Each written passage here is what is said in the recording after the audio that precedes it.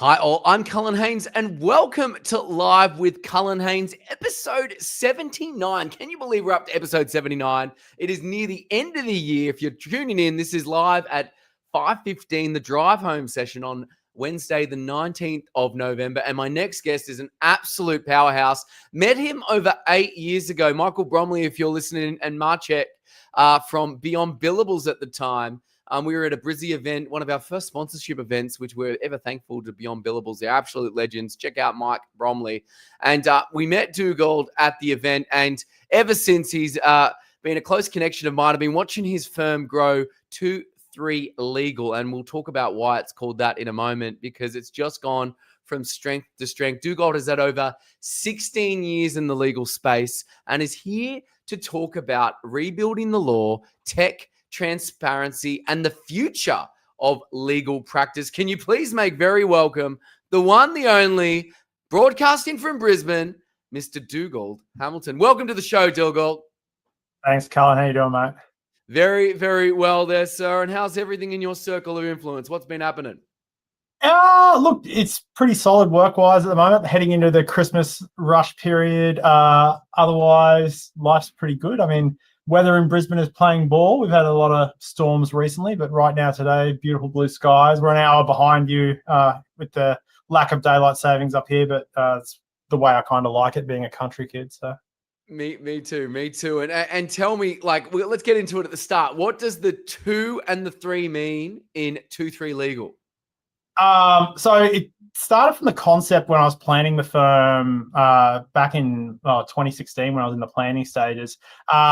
Realized very quickly that when people were speaking to me, they already had a problem. So the first step was taken care of. You need to have a problem, because dispute lawyers, we really are the experts in dealing with problems. Secondly, then the 2 came along where they needed to have the right lawyer. And I'm not necessarily the right lawyer for anyone. If you need a lawyer for anything, I can find that. But find yourself the right lawyer. And then step 3, the way legal professions really changed since I started and then moving forward through to today is it's become more of a collaboration experience between us and the clients to really focus in on what they want the end result to be. It's not sort of the old school way of the client dumps us with the problem, we go off and fix it. It was really designed around building that collaboration with the client to help them sort of achieve their end result with all of this. Yes. That's right. So, I love how that has come together, and do you feel like you've been able to build on that ever since launching the business from the initial idea to implementation? Yeah, it's still going strong to this day. Like it still feeds into every interaction I have with, my clients, with the barristers I work with, and then even through to when we're trying to resolve matters with other parties. It's all sort of tied in together, and it just works. I still love getting up every day and doing this. I mean, look, like every job, there's frustrations that come along with it, but I can't see myself doing anything else. Amazing, my friend. And look, on that note, you've had a long and storied career. How would you describe them if you had to describe them in just film titles, my friend? Oh, mate, it's I actually go back to the first DVD I bought when I first bought my first DVD player. I spent the summer cotton shipping on some friends' farms to make some money to buy a DVD player. There were very few DVDs out at the time, but I got Devil's Advocate, which is an amazing Keanu Reeves, Al Pacino. Perfect. Charlize Theron back in the early days.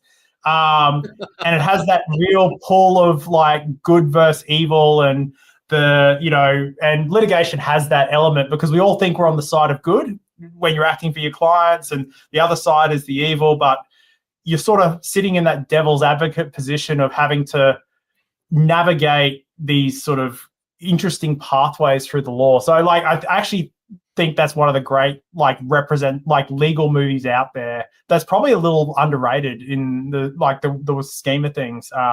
That's the one I always come back to. Absolutely. If you haven't seen Devil's Advocate, I can personally attest it's an absolute amazing movie. Keanu Reeves and Al Pacino and Charlize Theron, of course. We are live, guys, so please put your questions to this behemoth in YouTube, LinkedIn, Facebook, Twitch, X, live. We got Steffi joining, saying it's a dapper jacket. Thanks, Steph.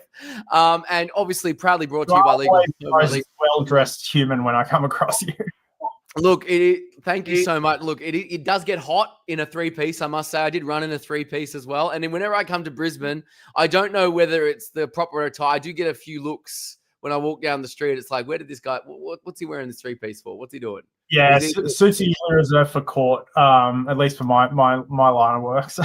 Correct. Every time I saw someone wearing a suit, especially on the weekend, I'm like, that guy's in real estate or he's going to the races. There's something going on there. But nonetheless, look, we've talked about the 2-3 legal journey, and you worked on some of Australia's largest and complex litigation matters. Let's be honest. Any stories that have shaped your perspective on law and dealing with clients that you can share? Look, I think it all just still comes back to the same thing, is that we're just trying to achieve something meaningful for the client at the end of the day. It doesn't really matter whether you're fighting over, $100 or $100 million. The law is pretty much the same, right? So yes, it's trying to help clients understand that and help them get along their journey. Recently, I basically have been involved since day one of the firm in this very, very large flood matter that's still ongoing, but we were wholly successful in that. And that was a very sort of amazing experience. I worked with two very experienced senior counsel and myself, and it was a 3-week trial over 2 years. It's now in the Court of Appeal for a component of it, but wow, that was probably one of the most challenging but rewarding cases I've ever been involved with. And it's matter number 2 for the firm, and it's been pretty much, I would say, one of those matters that come along once in your career, and it had a lot of different and complex elements. It set some very interesting precedent in the expert law space, the Court of Appeal decision partway through the trial. And so, I think being involved in those sort of cases is personally what I do this for, but it then gives me the ability to help all my other clients, because you get this amazing experience, because trials are few and far between in the litigation space. Most things settle. It's not really cost effective to run things to trial, and people get sick of paying legal fees and they want to get out of it. So we always try to look for commercial resolutions where we can. No, that makes total sense. And in terms of the way tech has shaped 2-3 legal, because when we met 8 years ago, right? Like, you were one of the first lawyers that was talking about tech stacks and making sure your tech is optimized. Those things are mainstream now, but you were doing things differently along with Demetria Zio at Law Squared as well, right? Like, tell me a little bit more how tech has shaped the way you've grown 2-3 legal with a modern tech-focused approach. It's actually shaped my entire life. Like, I was very fortunate to grow up with a computer very early in my life. When my old man got a scholarship from the government to go to university in the Netherlands when I was a kid. So we ended up living there, but they gave him a laptop this is 1988. So we're talking very early days. So I was 4, turning 5 at that sort of era. I remember the early stages of computer games, had an Atari. So tech for me has always been something super interesting that I've been passionate about. And I've always tried to stay informed about the cutting edge of technology. And when I started the firm, I started to look at the way I'd previously practiced, the amount of admin support I needed, the amount of paper we were generating. I remember watching pallets in the sort of months up to leaving my home, just taking notice of what the old firm I was at was doing. There were pallets of paper coming in. And then I was like, well, how much does paper actually cost? And started doing some research on that. Turns out was at that stage probably about $8 a page when you factored in every element from purchasing all the way through to storage for 7 years, and went, well, it's unsustainable. What's the future look like? And sort of went, well, it has to be technology. It has to be digital. Let's retrain myself from scratch. And so invested heavily in the tech side of things. Still do to this day. I've just changed my entire systems this week. I'm effectively starting new practice management systems, moving everything into a Microsoft base away from legal tech. And we can talk about why if you want to get into my current views on legal technology. But I think in the grand scheme of things, I just saw it being the next stage, and it had to work this way. And you're starting to see the profession catch up. It's, the courts are starting to become more digital. We're moving into more online hearings, digital signing of documents, and all of the stuff that sort of came through COVID. I was fully set up for and partly because I wanted to be able to travel the world, but still had to run a business. So realized I had to be able to be portable and, could plug the laptop in anywhere in the world and work. No, mate, it makes total sense. And I'm endeared by what you're saying. And I think it goes into you've said yourself, you're a self-professed tech geek. So do you think this has influenced the way you approach legal practice? Because if I'm not mistaken, when we last met in Brisbane with the incomparable Rebecca Basuti from IRQ Law, we were talking about how you coded some things yourself and basically delved into it. Like, that's pretty amazing that you were able to do that, right? And still am. I had a disclosure matter recently where we couldn't afford the U-Butte disclosure software that's out there, yes. and been fiddling a little bit with ChatGPT and thought, well, let's see how this coding element works. I had a couple of friends in the tech space in law who I chat to regularly about this stuff, and they're using AI to build their own agents and stuff like that. I'm like, oh well, look, let's see what ChatGPT can do. And about 2 hours of mucking around with ChatGPT, I was able to code effectively a basic disclosure software to output what we needed to do at a huge saving to the client. It wouldn't suit large scale disclosure, but we were only dealing with about 1,000, 2,000 documents. So it actually saved me a lot of time and saved the client a lot of money being able to do that. So the new world we're delving into with AI space, which is partly why I've moved back into the Microsoft world, because of the huge investment that is they and OpenAI and Samsung and Apple are all putting in. It seemed to be the sensible choice, and likely the next stage of the practice is having to deal with the AI revolution once the bubble bursts, of course, but it's not going to disappear. No, very, very good. I was going to ask you what's a surprising skill, but I think that is surprising enough, that the fact that you're able to code, my friend. How does one unwind? This is a great thing about ChatGPT. Yes. You don't need to be able to code. You just need to be able to explain what you need, and then it talks you through the whole Python scripting. So it tells you what to download, how to input it, and then you just copy your error notes across. Tells you how to fix it. Oh, it's actually amazing. This is partly why tech companies are laying off coders and their tech support en masse at the moment, because they're moving heavily into this AI coding workspace. I think we'll see a shift back at some point.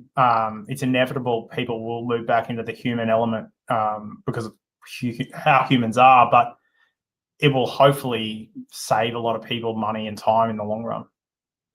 Very good, my friend. We've already got some people joining, saying hi. We've got everyone comes out of nowhere, so I don't know where they're coming from. We got Kimberly on YouTube saying hi, and we got some of the interesting people coming out. They've said, Cullen, you suck. Thank you, Tamika Jones.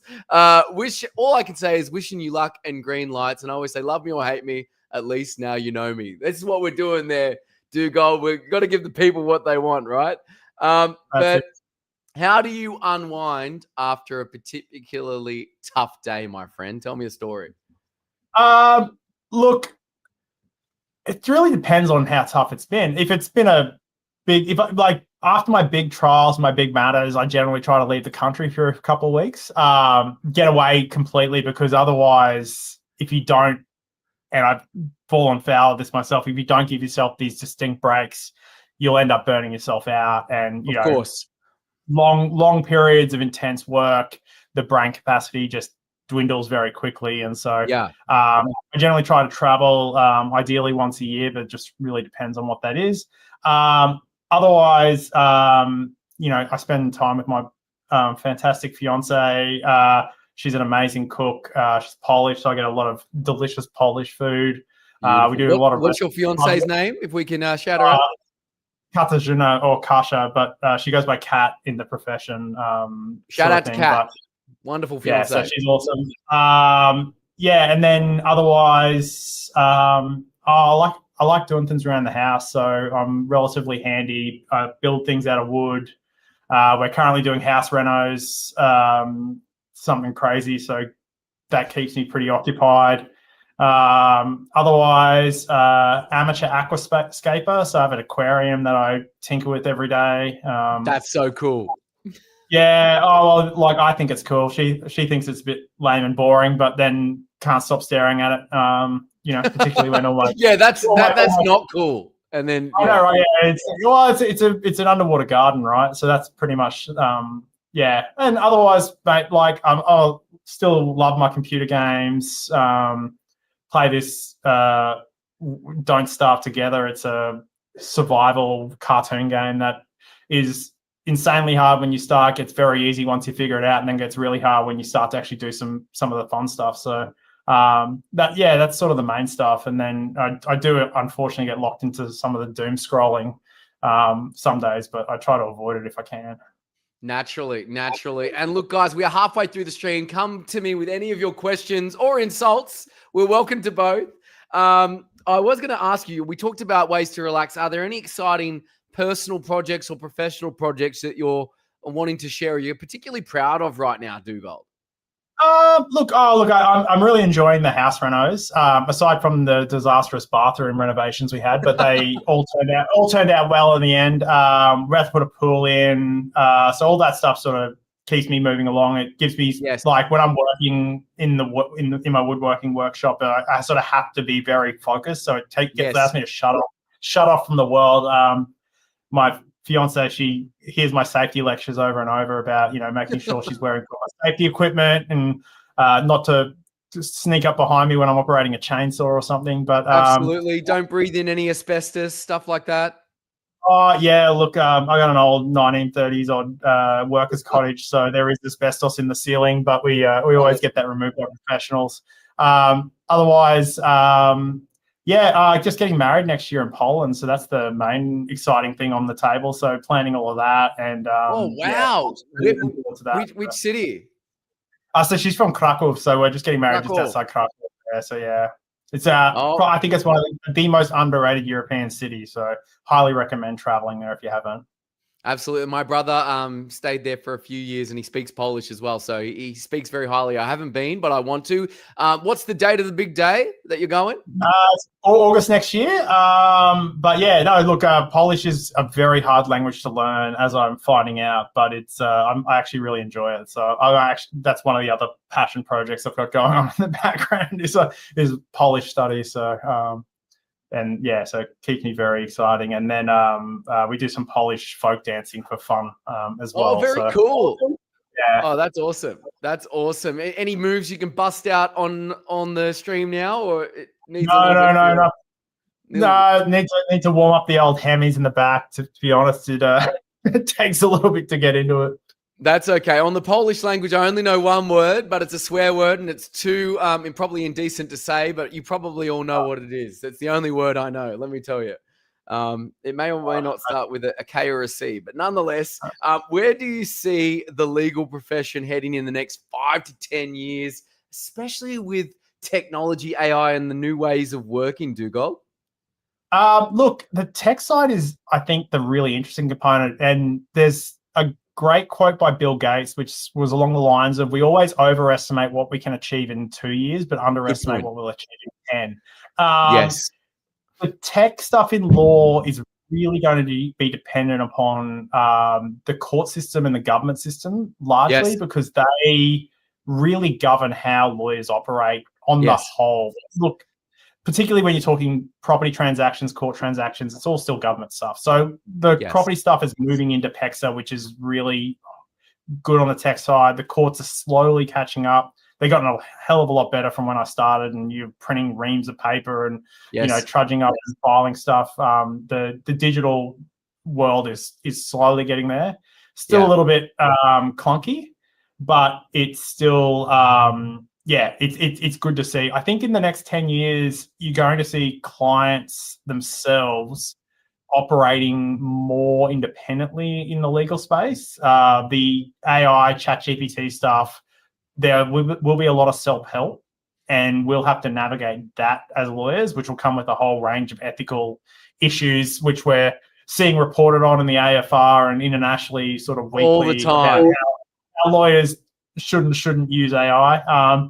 But I think that's part Fact of check, it. people. Fact check. Come on. Even worse than that, just sanity check as well. But then I think from that, it will actually hopefully spurn a more informed client, and they'll become more discerning in the way they use legal practitioners. And that in itself will help us, because we'll be able to have more, I guess, direct and sophisticated conversations with them, but then also help them guide and achieve their own results. Otherwise, I really hope the profession just continues to do what it's always done and help people. It's pretty much what it was designed to do. We forget about it some stages, because we do become commercialized businesses, and we do operate in that sort of space.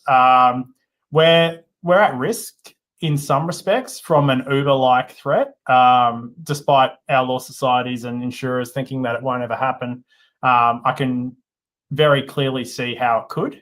Yes. And particularly in certain areas, conveyancing, wills and estates, it's ripe for some areas of disruption. And navigating that will definitely be something, I think, in the next sort of 10 years or so easily. We'll see it. You're starting to see a lot of online platforms in those spaces anyway, but it only takes one or two big international players to see that there's a market here to take it on, and it could really sort of shake things up. Of course. We're already seeing it in the mortgage broking land. 77% of loans are written through the 22,000 brokers now, right?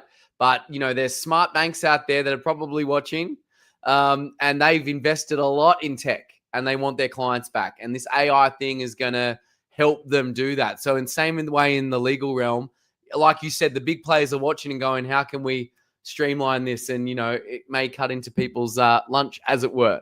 But, not all doom and gloom. I want to make it a little bit fun as well. So switching gears, what's the most unusual or unexpected client request you've ever have handled? Anonymous, of course, but what's any funny anecdotes or anything you can tell us?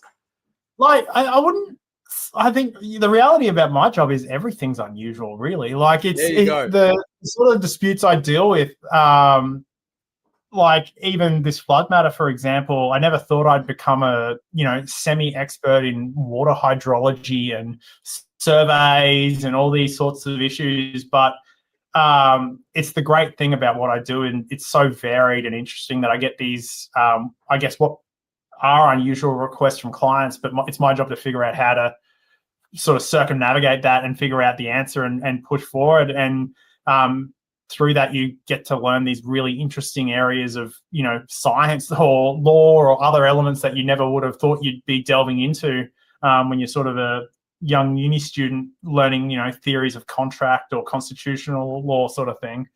But yeah, I think the reality is it's all just unusual and interesting. I wouldn't really be able to pinpoint one specific thing, to be honest. No, I love that. It does sound like the matter of a lot. It sounds like Aaron Brockovich style. I don't know, like hexavalent chromium or something. Like, sounds like it has been pretty unusual, but pretty rewarding at the same time.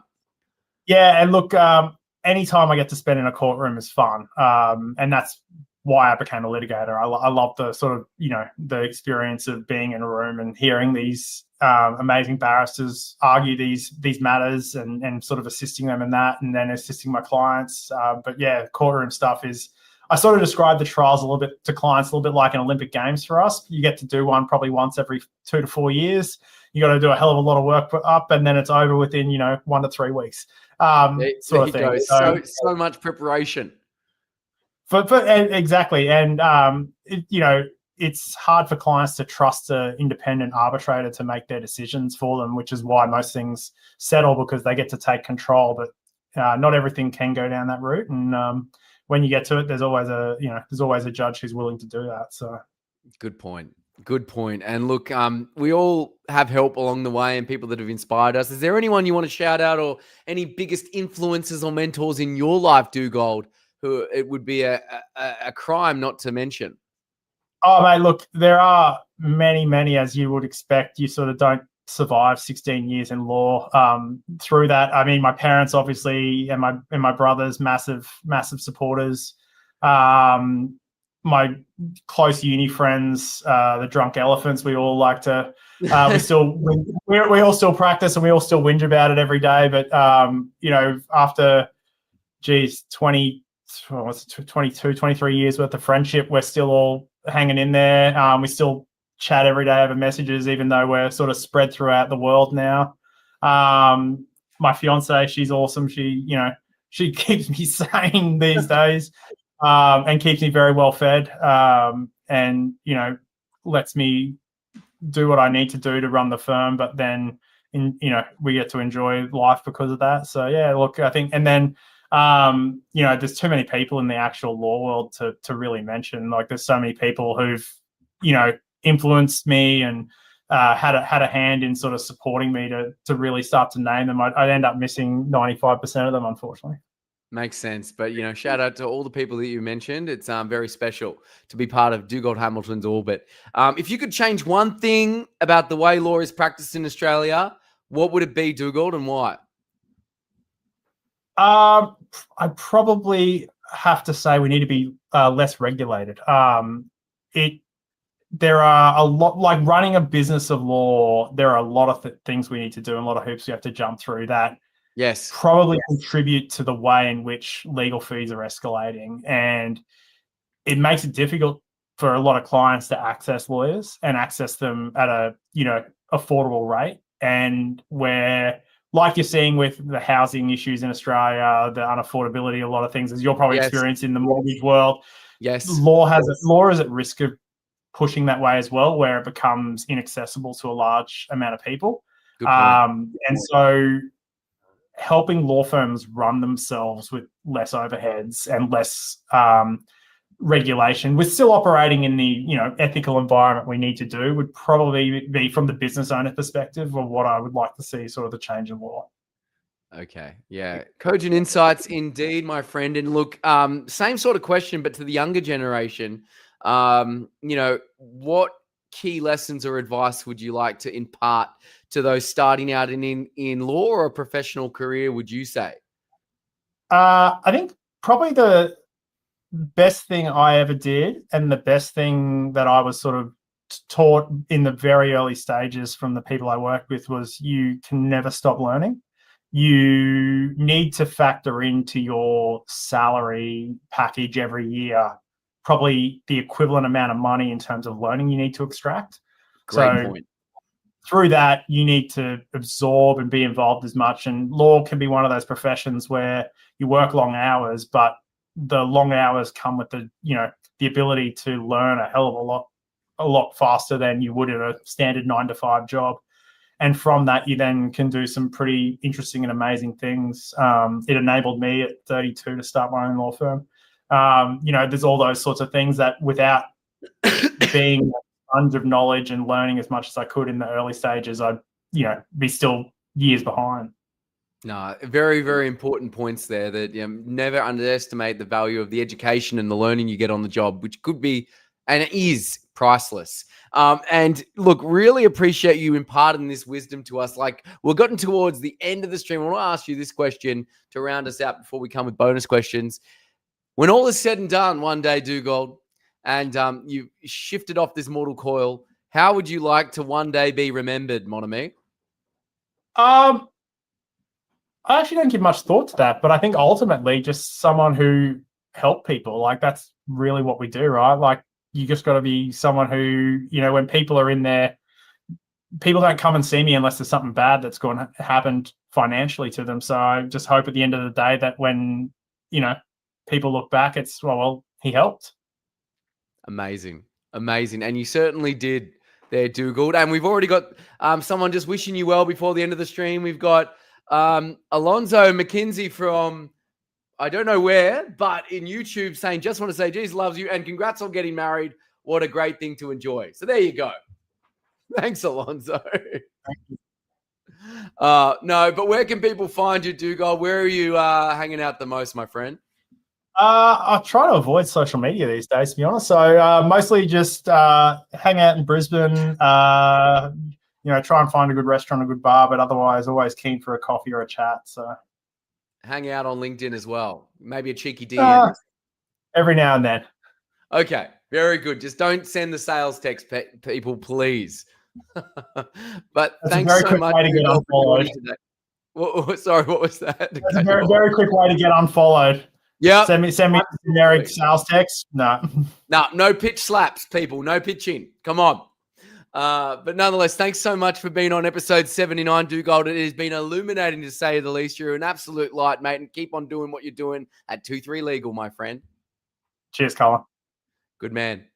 And if you are a legend of law or know someone who is and you want to be on the LawLive show, we come out every Wednesday with Live with Cullen Haynes, either speaking to a legal legend on LawLive, an accounting legend on Ledger Legends, or just a general wonderful person in the professional world on my Live with Cullen Haynes show.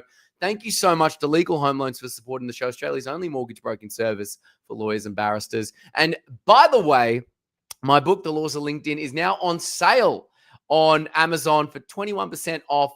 Be sure to check it out. Thank you so much for rewatching or re-listening wherever you get your podcasts, and give us a cheeky like and follow as well. And bye for now, everyone. Take care. Make it count. And we're back with some bonus questions for Dugold. How would you explain your role to a child, my friend, to make it as easy as possible with what Dugold does in the legal world? I usually just say big money fights. There you go. Dugold. Money fights. Big money fights, big money energy. Let's go. How would your pet describe you, or your fish describe you? I actually have an amazing cat as well, Hawkeye. Okay. Look, he probably just described me as the food bringer, right? Like he loves it. Although I'm probably the hard ass when it comes to that. My fiance, she just loves to overfeed him, but he's diabetic, so he can eat as much as he wants, which is a good thing for him. Very, very good. And the last one is a bit of a quantum physics type question, time travel. If you could go back in time and speak to the young Dugald Hamilton at any age, what age would you jump into your DeLorean and speak to yourself at? And what would the specific advice you'd give your younger self be, Dugold? I've never actually contemplated that. I actually don't think I have that much advice for younger self. I'll probably go back to when I was young teenager going through boarding school. I'd probably just say, don't sweat the big stuff. Don't sweat it. Just, enjoy it while you could, sort of enjoy life. I think ultimately when you're young, you sort of take too much on in your mind, and you sort of then can overstress yourself about things that don't really matter. High school grades seemed like the big important thing at the time, getting that OP to get into law, but I didn't hit it in the end, and had to do I did a year of justice degree and then upgraded to a law, and it probably made me a better lawyer for it. So go from there.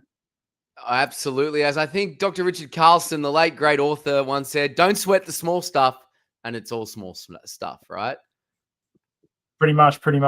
I just also got a message from Harry Dell, who says hi, by the way. So shout out to Harry, the crypto lawyer. We had him on the show a couple of years ago. He's an absolute legend. Be careful on TikTok, because Harry has followers who copy him and who also have hundreds of thousands of followers, which is great, and he doesn't mind. But make sure you follow the real Harry Dell and follow the real Dugald Hamilton as well. He's an absolute legend. Thanks so much there, Dugald, for coming on the show. Not a problem, mate. Anytime. All the best, everyone. Happy Wednesday. Bye for now, and make it count.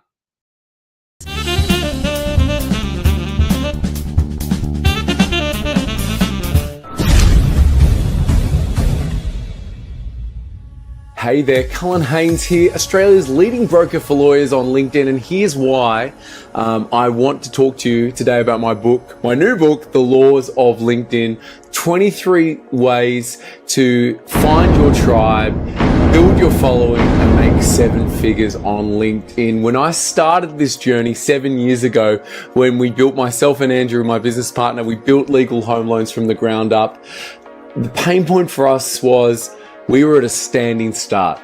No one knew who we were. We had no money, we had no context, and basically we had to find a way to make our voice heard, talk to our tribe, the legal community, and build trust. And the only thing we had at our disposal was LinkedIn, which was and still is free. There's over 1 billion people on LinkedIn, and I wish when I started I had this book with me to guide me, because I basically distilled my 23 top leading hacks that we use to build our business to a 7+ figure, and I really want to get it out there and share it with you. So if you're